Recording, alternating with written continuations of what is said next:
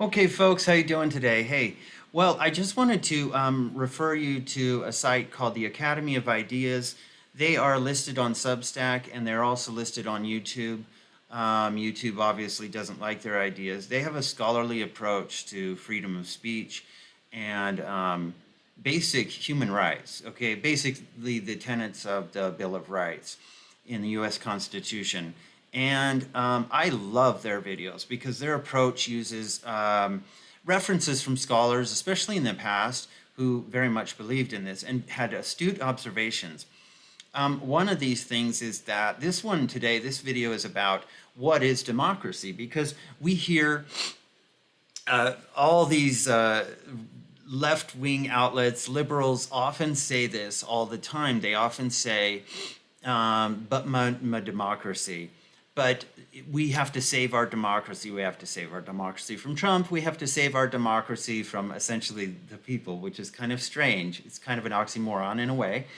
And they say that quite often, but these are often the same people that seem to encourage tyranny at the greatest levels. And this includes people like Mitch McConnell, Nancy Pelosi, Gavin Newsom, CNN, MSNBC. They all repeat this same mantra. You will hear it time and time again.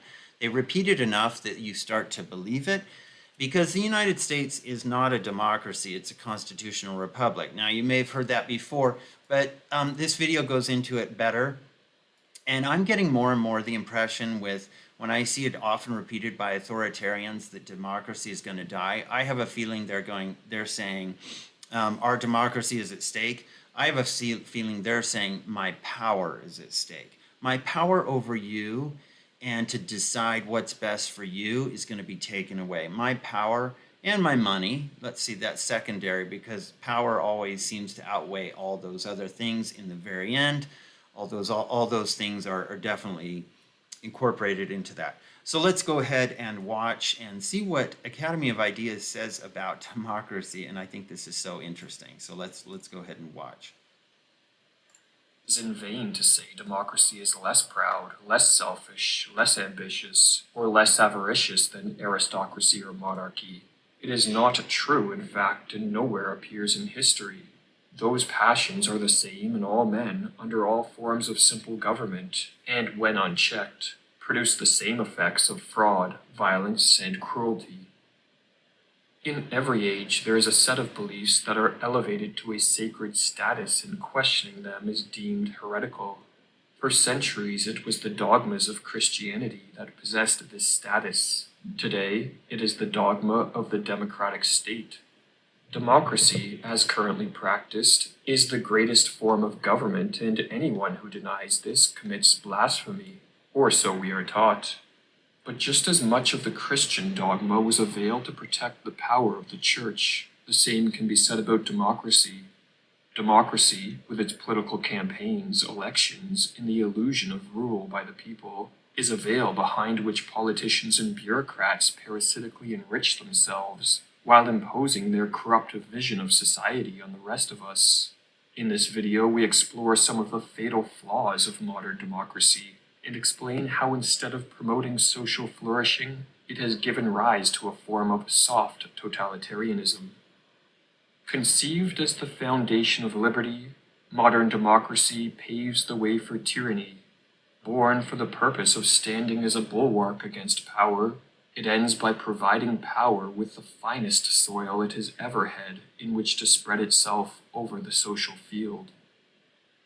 There are many institutions that are necessary for a free and prosperous society.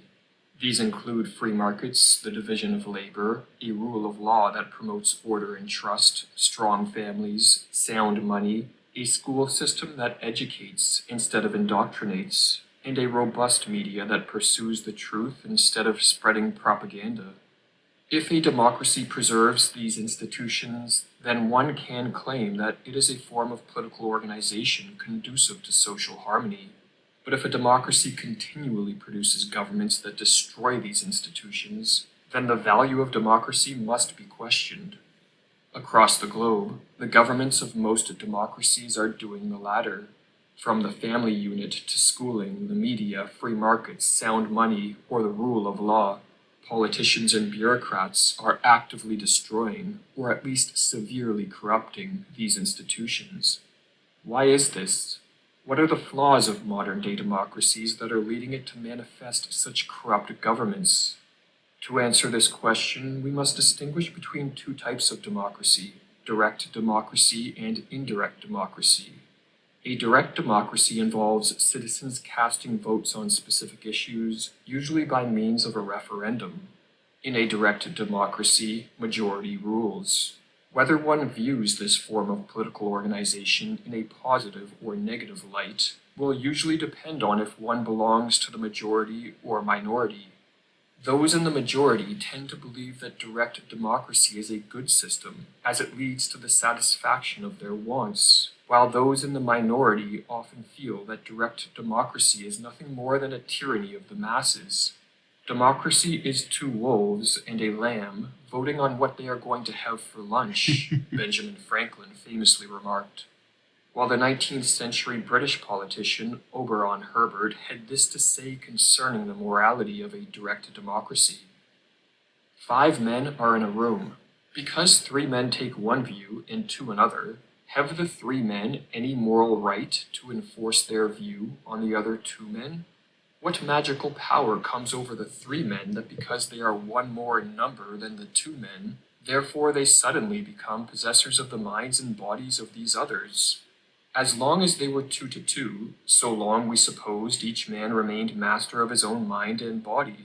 But from the moment that another man, acting heaven only knows from what motives, has joined himself to one party or the other, that party has become straightway possessed of the souls and bodies of the other party. Was there ever such a degrading and indefensible superstition? A tyranny of the masses, however, is not the most serious threat facing the West, as we live in indirect democracies which render most people politically impotent, and the power of the masses relatively negligible. In an indirect or representational democracy, we vote for politicians who are then, in theory, supposed to represent our interests. But how representational democracy should work in theory is not how it works in practice. In almost all democratic countries, a small number of political candidates are pre-selected by a handful of political parties that monopolize each country's political system, and from these candidates we vote for the ones we prefer or at least dislike the least. Once elected, far from being forced to represent the interests of the majority, politicians can, and frequently do, serve their own interests.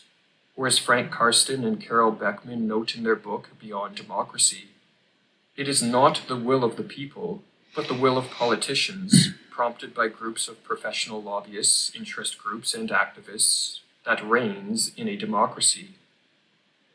Many will counter that a benefit of an indirect democracy is that we can vote out the corrupt politicians who fail to serve us. The problem, however, is that modern democracies rarely produce honest and ethical political candidates. Each time one corrupt politician is voted out of office, he or she is replaced by another corrupt politician who merely serves different special interest groups. Furthermore, nation-states have grown so large that most of the state actors who rule over us and implement the policies that affect us on a day-to-day basis are bureaucrats who are not subject to popular elections. And herein lies perhaps the most serious flaw of modern democracies.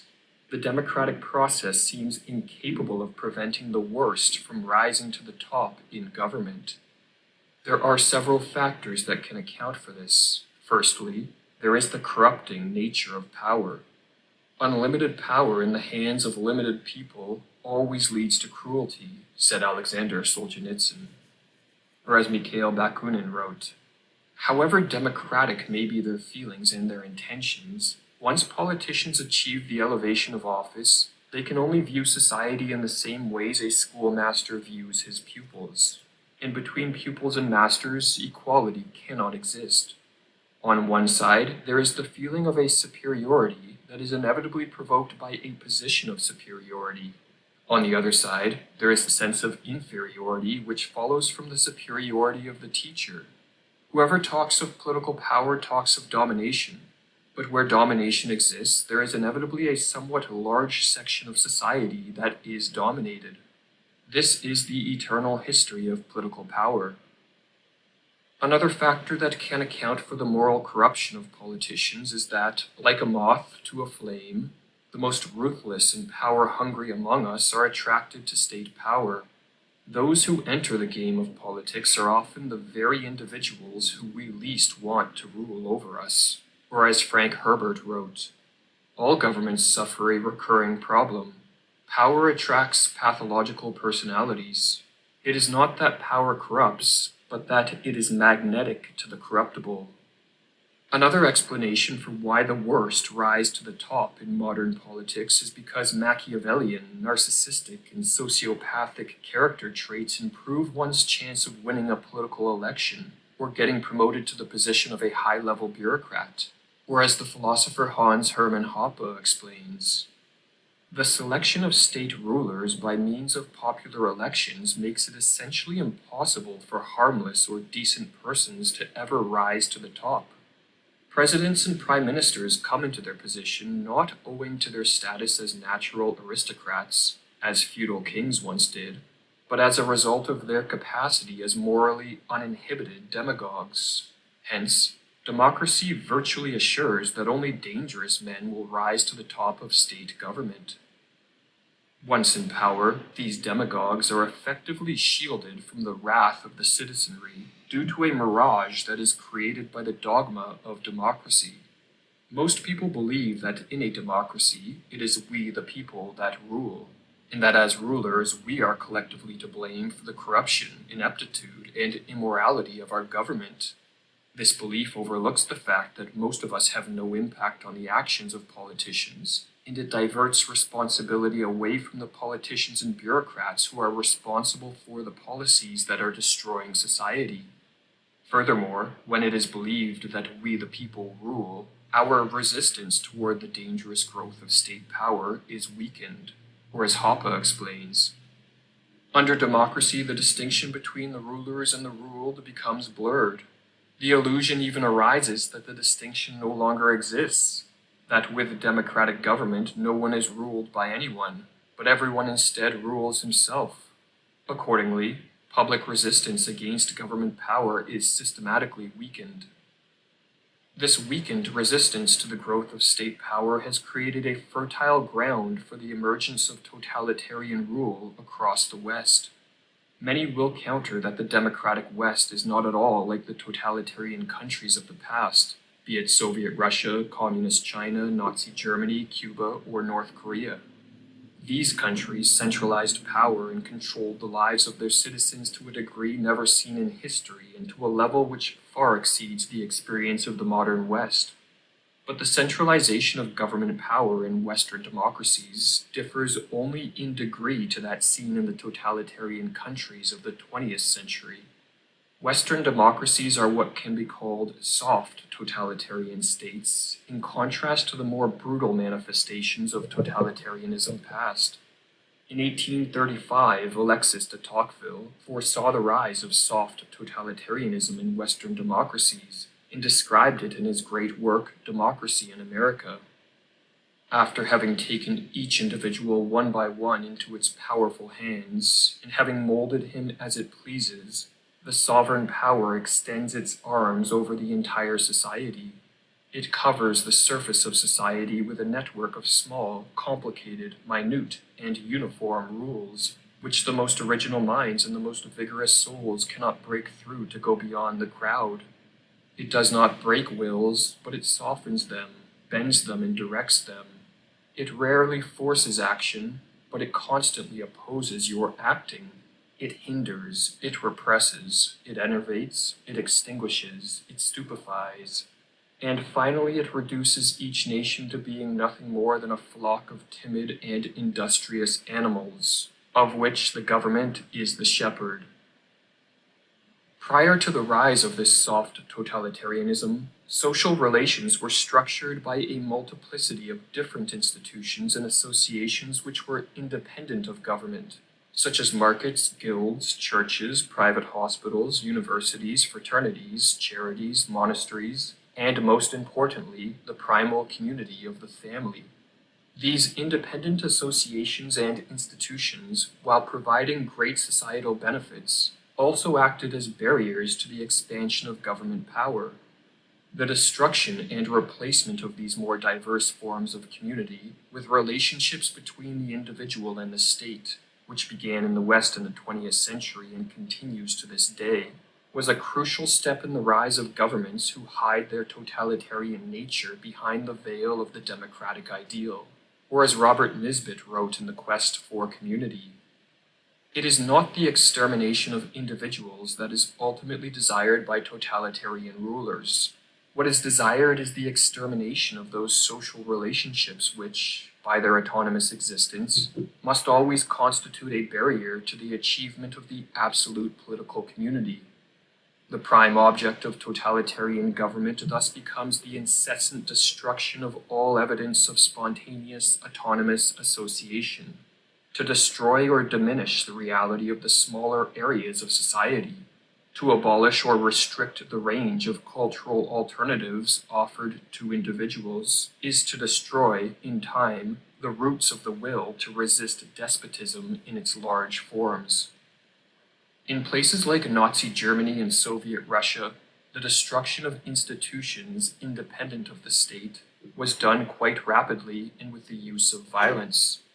The same process has been occurring in Western democracies, but at a slower pace and instead of violence. These alternative institutions are crippled with the use of propaganda, educational indoctrination, laws, regulations, and bureaucratic red tape. But no matter how totalitarianism emerges, the result is always the same. Citizens become subjects, the state becomes the master, and even if we are still granted the right to vote, we are enslaved nonetheless. Or as Lysander Spooner wrote, a man is nonetheless a slave because he is allowed to choose a new master once in a term of years. If our democracies cannot prevent the worst from rising to the top, and if they cannot protect us from the rise of a soft totalitarianism, then democracy, as currently practiced, is a failed institution, and alternative forms of political organization must be explored and openly debated. Some may continue to hold out hope that a political savior will emerge, overcome all the corrupting influences of the state, and return society to a path of peace and prosperity. This, however, is to gamble with the future of society. For as we wait for our Savior, who may never emerge, the state will continue to grow more and more burdensome, and then slowly at first, but ever more rapidly, our societies will deteriorate into the hellish conditions that characterize all totalitarian nations. For as James Kolb noted, if all social order becomes dependent on the administrative state, when that becomes terminally corrupt and non-functional, everything goes. If you would like to support Academy of Ideas, Great. Okay, folks, thanks for watching that with me. I know it's kind of long, but boy, it's thorough enough that I think the point has been made.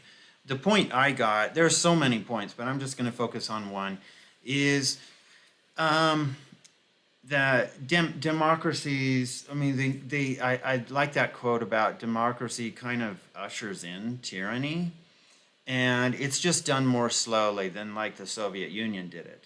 The Soviet Union was just like in a rush, so they're like, let's throw millions of people into gulags, and we are going to monitor every aspect of an individual's life. Okay, now they did that outright. I mean, they did not hide that. And China is the exact same way. China is full on. If you don't think China is full on communist and totalitarian, you really, I highly suggest you read up on it and the history of these countries, China and Russia, especially in the 20th century, and things like the Cultural Revolution, the Bolshevik Revolution, and see how much destruction and atrocity they committed. Now, in the Western countries, we've felt enlightened, and I think there are some ideas that are enlightened, but I also, when I hear the same people that are restricting me from going outside, not giving me the choice to decide whether or not to get a vaccine, things like that. And they're just telling me that it's mandated, and my social credit score depends on it. Which essentially, when I say social credit score, I'm referring to my job depends on it. Going to the grocery store depends on it. Going to the doctors depend on the health care that I get, the food that I'm able to procure, whether or not I'm able to go outside or go to certain places, and my job, of course, to pay the bills. When somebody mandates things like that on it, and it ends up being an untested vaccine, well tested, but um, uh, very, very loosely. And now we're seeing the effects of that vaccine. The vaccine itself was quite dangerous. So um, we see things like that, and that was really I think COVID. If you haven't thought of this, it really opened up a lot of people's eyes. And I just believe that if you didn't open up your eyes, I don't know, maybe it's a lost cause for you. But it was a big red pill for a lot of people. Whether whatever your political leanings are, it doesn't matter. I mean, even the vice president, I think it was the vice president of Levi Strauss, she was a hardcore Democrat, hardcore liberal, all this stuff. But then she um, pushed back on like vaccine mandates. She pushed back on some other things, and Levi Strauss got rid of her. They were like, "Oh, get out of here!"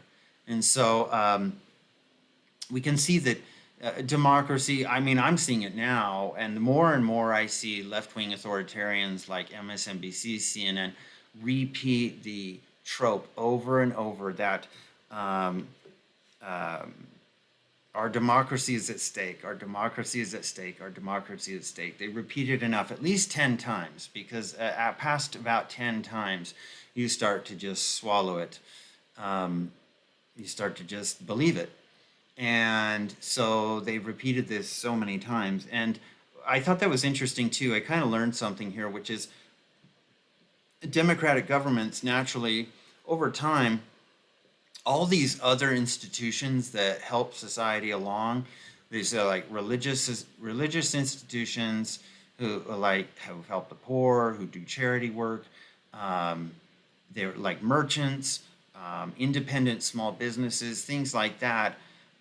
Those small businesses over time, these institutions are become, and the family, of course, family and children.